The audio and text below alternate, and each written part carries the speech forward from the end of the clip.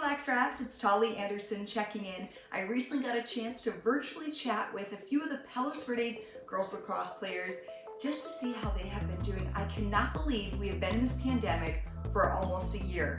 Some changes are happening, rule changes, things are day to day out here in Southern California. Here's our chat. Have you been going away to Arizona, to other states to go to any of these tournaments? Because I know that California is still so shut down. Well, for our club team, we all play for the same club team. We're all on the same team. We've gone to some tournaments. There's one in Utah, and we've had two in Arizona.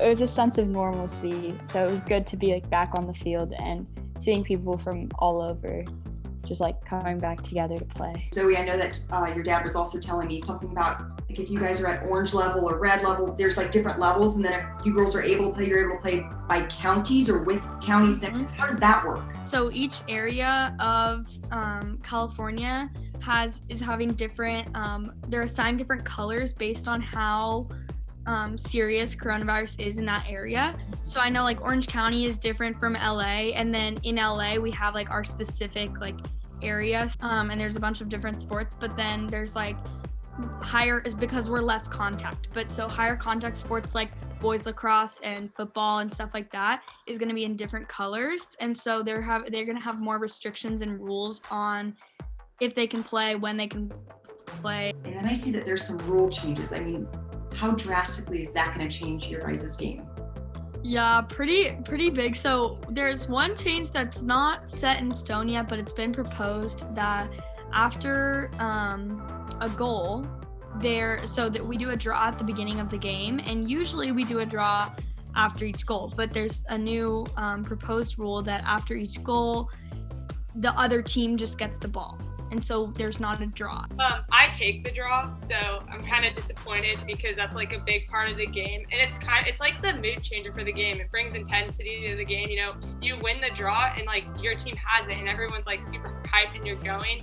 So now once you score, it's oh, the other team just gets the ball automatically, and it kind of defeats the purpose of, I don't know, I don't know, it's just I'm disappointed because it's something that I love doing and I've been doing for a long time. Now let's check in with Lyndsey Munoz, owner of LAXRATZ Training, on those proposed CIF changes.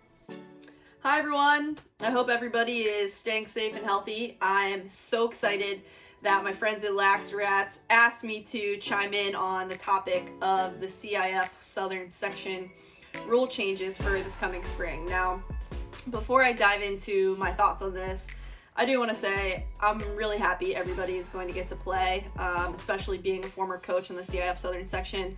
I know many of the kids that are still looking to play, and I'm really happy there's going to be lacrosse at all. So happy that that's happening. But that comes with a big but. These changes, as you may know or have seen, include the draw being taken away from the women's game. And that is a glaring change in and of itself. But what's even more glaring to me is that the boys face off. It's not that it's taken away and it's the same standard.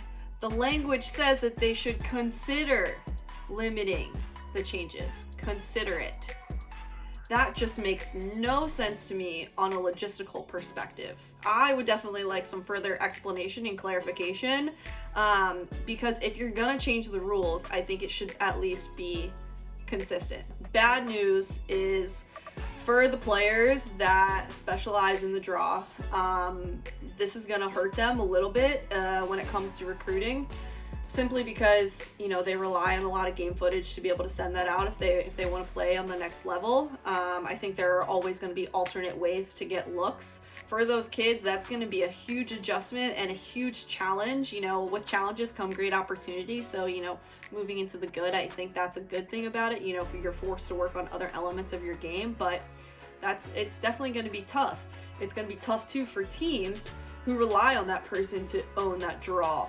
I think this season is going to get very interesting. You're going to have, some new faces in the top tier competing because they're now going to get more opportunities to score. So I think there's going to be a lot of shakeups, and that's always exciting because just as a sports fan in general, I always find myself rooting for the underdog. So I love it when new faces get new opportunity.